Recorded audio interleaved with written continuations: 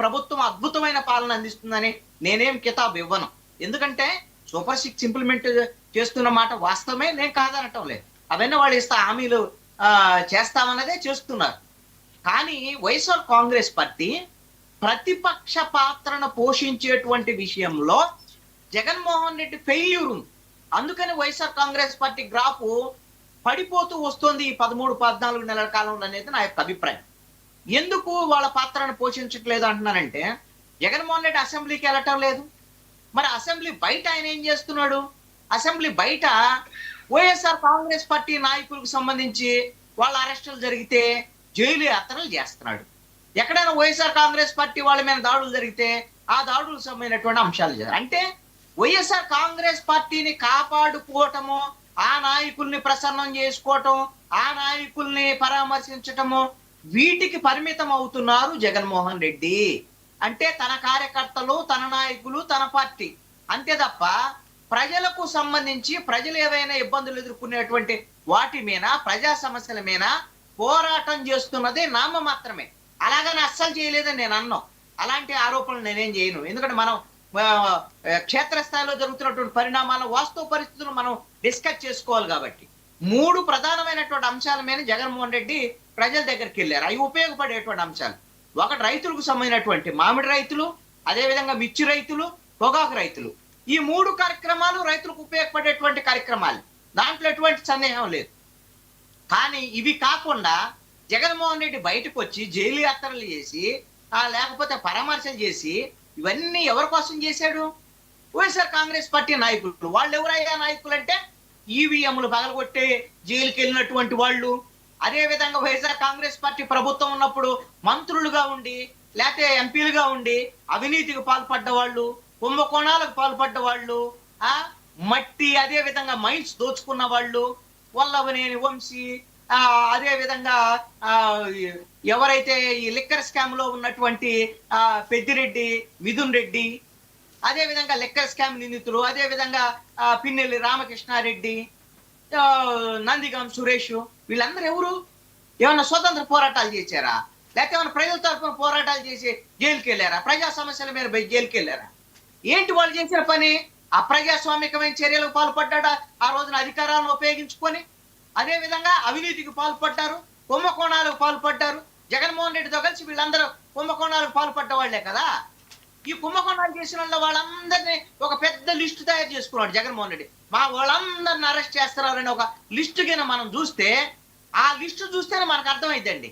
YCP ప్రభుత్వ హయాంలో 5 ఏళ్లు వీళ్ళకి అధికారం ఉంది కాబట్టి ఇన్ని రకాల కుంభకోణాలు పాల్పడ్డారా, ఇన్ని తప్పులు చేశారా, ఇంతమంది నాయకులు ఈ కుంభకోణాల్లో ఉన్నారనేది జగన్మోహన్ రెడ్డి విడుదల చేసిన లిస్టును బట్టి మనం అర్థం చేసుకోవచ్చు. ఆయన ఎందుకు లిస్టు విడుదల చేశాడు? మా వాళ్ళని అక్రమంగా అరెస్ట్ చేస్తున్నారు, అన్యాయంగా అరెస్ట్ చేస్తున్నారు, అప్రజాస్వామ్యంగా అరెస్ట్ చేస్తున్నారు, కక్ష సాధింపు, జైల్లో పెడుతున్నారు అని. నువ్వు తప్పులు చేయకపోతే జైల్లో ఎందుకు పెడతారు?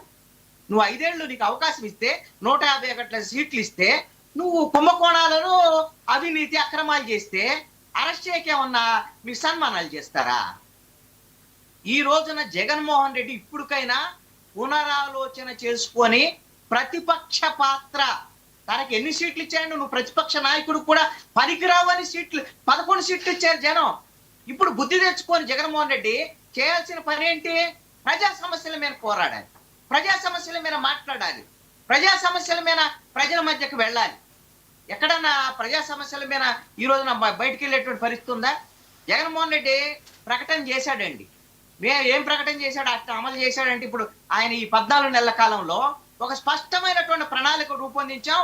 ఇక ప్రతి పార్లమెంటు కాన్స్టిట్యున్సీ పరిధిలో వారంలో 2-3 రోజులు నేను ఉంటాను, ప్రజా సమస్యల మీద అక్కడ నేనే ఉద్యమం చేస్తాను, మీ అందరితో కలిసి ఉద్యమం చేస్తాను, ప్రతి పార్లమెంట్ నియోజకవర్గానికి వస్తానంటే 25 పార్లమెంటు పరిధిలో నేను వారంలో 3 రోజులు ఉంటాయని చెప్పాడు.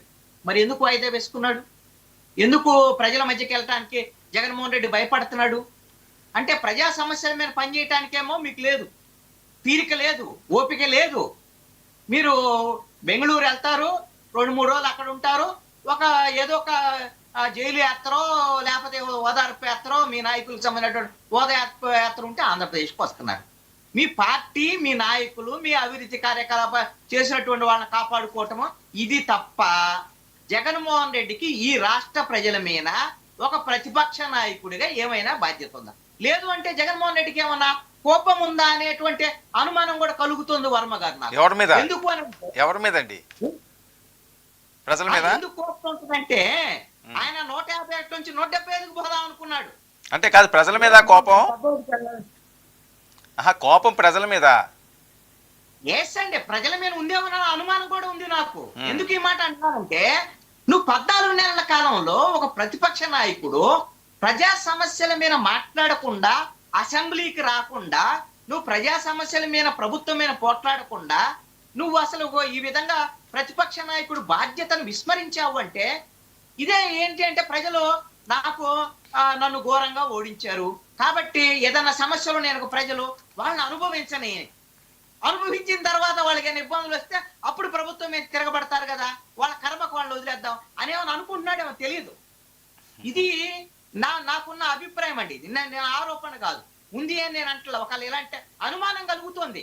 ఏ ప్రతిపక్ష నాయకుడు ఇంత బాధ్యతారహితంగా వ్యవహరించలేదు. నేను ఒకటి చెప్తాను, జగన్మోహన్ రెడ్డి ముఖ్యమంత్రిగా ఫెయిల్ అయ్యాడు, అదే విధంగా ప్రతిపక్ష నాయకుడిగా అట్టర్ ఫ్లాప్ అయ్యాడు. ఈ రెండు నువ్వు ముఖ్యమంత్రిగా పనికిరావని పక్కన పెడితే బుద్ధి తెచ్చుకొని ప్రజలతో ఉండి ప్రజలతో వాళ్ళ దగ్గర ఉండి వాళ్ళు చెప్పినటువంటి అంశాల మీద, వాళ్ళ సమస్యల మీద మాట్లాడితే, పోరాడితే భవిష్యత్తులో అన్న ఏమన్నా వైఎస్ఆర్ కాంగ్రెస్ పార్టీని చూద్దామనే ఆలోచన వస్తుంది కదా. ఏ ప్రభుత్వమైనా, ఇప్పుడు కూటమి ప్రభుత్వమైనా సూపర్ 6 ఇంప్లిమెంట్ చేసినా ఏం చేసినా ప్రజల్లో ప్రభుత్వాల మీద అసంతృప్తి కామనం ఎంతో కొంత ఉంటది.